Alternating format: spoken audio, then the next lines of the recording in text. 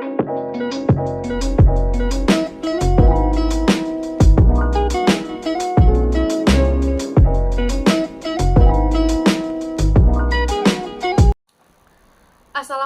warahmatullahi wabarakatuh.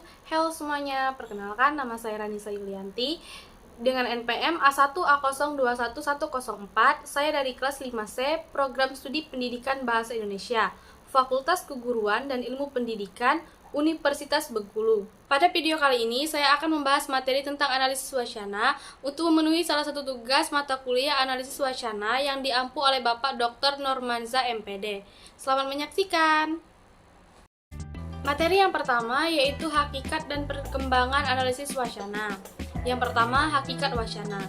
Wacana berasal dari bahasa Inggris yaitu discourse dan bahasa Sanskerta yaitu vak atau pak yang artinya berkata atau berucap.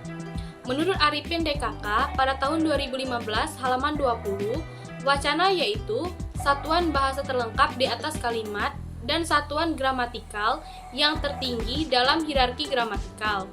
Sedangkan menurut Cair pada tahun 2007 halaman 267, wacana yaitu satuan bahasa yang terlengkap dalam hierarki gramatikal berupa konsep, gagasan, pikiran, atau ide yang kohesi dan koheren yang bisa dipahami oleh pembaca atau pendengar. Selanjutnya yaitu ada analisis wacana. Menurut Skiprin pada tahun 2007 dan Al-Wasilah pada tahun 2005 menjelaskan bahwa analisis wacana sebagai salah satu disiplin ilmu dalam linguistik yang secara khusus mengkaji tentang wacana baik secara internal maupun eksternal. Selanjutnya yaitu ada perkembangan analisis wacana. Analisis wacana tentunya memiliki sejarah perkembangan dari zaman dahulu hingga saat ini. Dalam linguistik, analisis wacana mulai muncul sebagai linguistik murni, yang dimana tidak bisa mengungkapkan hakikat bahasa yang sebenarnya dan sempurna. Secara historis, pada tahun 50-an, kajian bahasa masih saja berputar di seputar kalimat. Berawal pada tahun 1952, seorang pakar bahasa dan linguistik yang bernama Zelig S. Harris memberikan fakta bahwa ia merasa tidak puas dengan tata bahasa kalimat itu. Karena ketidakpuasannya tersebut, pakar bahasa Zelig S. Harris menerbitkan sebuah artikel yang berjudul Discourse Analysis yang pada saat ini diterbitkan dalam majalah Language nomor 28 halaman 1-3. Dalam artikelnya, Harris berargumentasi mengenai pentingnya pembelajaran bahasa secara inklusif dan komprehensif. Pada era tersebut, seluruh pakar linguistik menganalisis kebahasaan pada tataran sintaksis dan morfologi.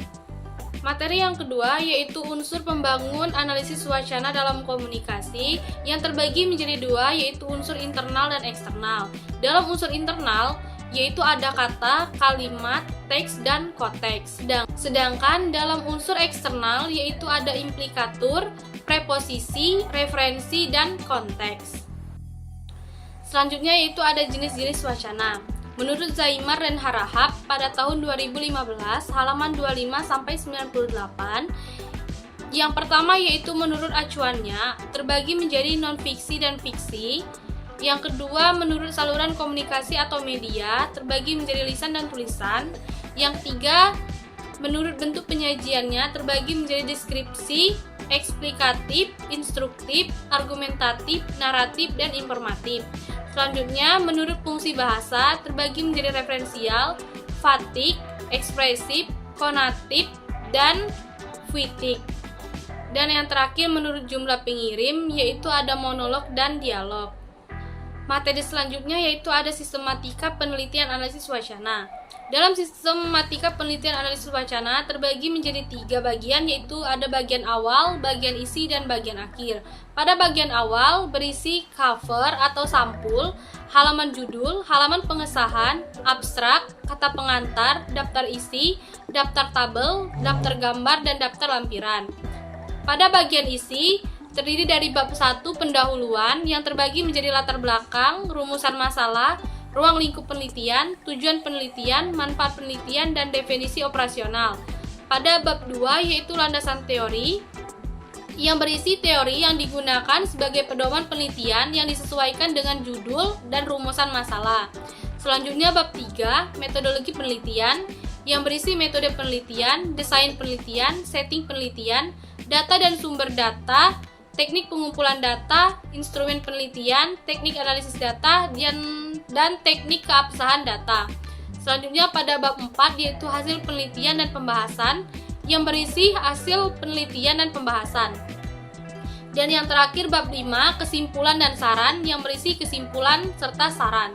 Pada bagian akhir berisi rampiran-rampiran yang berkaitan dengan data, analisis data, hasil keabsahan data, dan instrumen penelitian yang mendukung data. Itulah penjelasan materi pada video kali ini. Semoga bermanfaat untuk kita semua. Saya akhiri. Wassalamualaikum warahmatullahi wabarakatuh.